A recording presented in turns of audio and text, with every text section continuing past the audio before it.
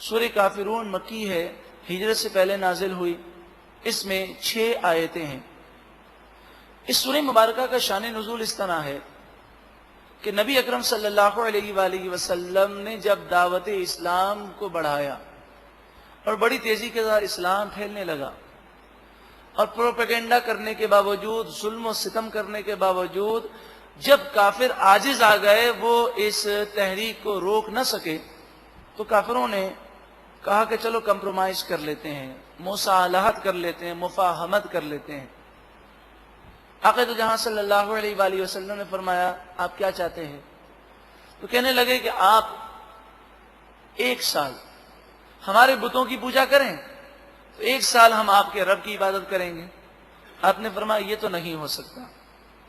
یہ کہتے رہے یہاں تک انہوں نے کہا کہ چلیں فتنہ ختم کرنے کے لیے 1 دن آپ ہمارے بتوں کی پوجا کر لیں، پھر ہمیشہ ہم آپ کے رب کی عبادت کریں گے۔ آپ نے فرمایا میں 1 دن بھی تمہارے بتوں کی پوجا نہیں کر سکتا۔ تو پھر اس پر آگے کہ 1 دفعہ سجدہ کر لیجئے۔ آپ نے فرمایا میں 1 سجدہ بھی تمہارے بتوں کو نہیں کر سکتا۔ تو کہنے لگے اچھا 1 دفعہ عقیدت سے ہمارے بتوں کو ہاتھ لگا لیجئے تو ہم آپ کے خلاف سازشیں ختم کر دیں گے۔ تو اس پر آپ نے فرمایا یہ بھی نہیں ہو سکتا، اور قرآن مجید فرقان حمید کی یہ آیت کریمہ نازل ہوئی، اور آپ حرم شریف میں گئے اور تمام کافروں کے سامنے یہ سورہ مبارکہ آپ نے تلاوت کر کے سنائی۔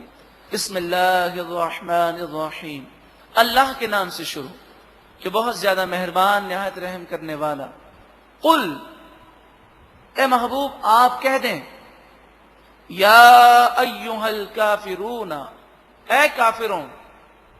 اب آپ بتائیے کوئی بات بھی اگر قرآن کے خلاف کہی جائے کس قدر غلط بات ہے؟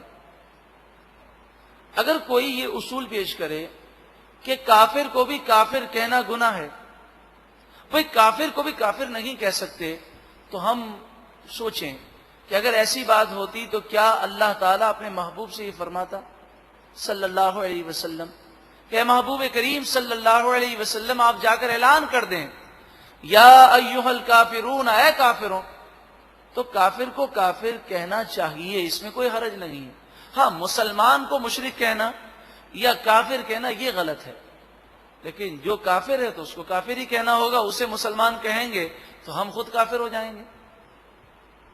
لا اعبد ما تعبدون، میں پوجا نہیں کروں گا ان بتوں کی جن کی تم پوجا کرتے ہو، ولا انتم عابدون ما اعبد، اور تم عبادت نہیں کرتے جس کی میں عبادت کرتا ہوں، ولا انا عابد ما عبدتم، اور میں پوجا ہرگز نہیں کروں گا کبھی بھی ان بتوں کی جن کی تم پوجا کرتے ہو، ولا انتم عابدون ما اعبد، اور تم عبادت نہیں کرو گے اس رب کی جس کی میں عبادت کرتا ہوں۔ تو جب یہ ساری بات ہے اور اصل جھگڑا تو اسی پر ہے، تو اب کوئی مفاہمت کی صورت نہیں۔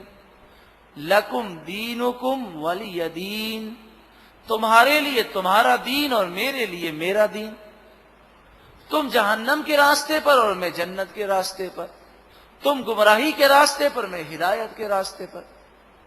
تو یہ آپ نے اعلان فرما دیا۔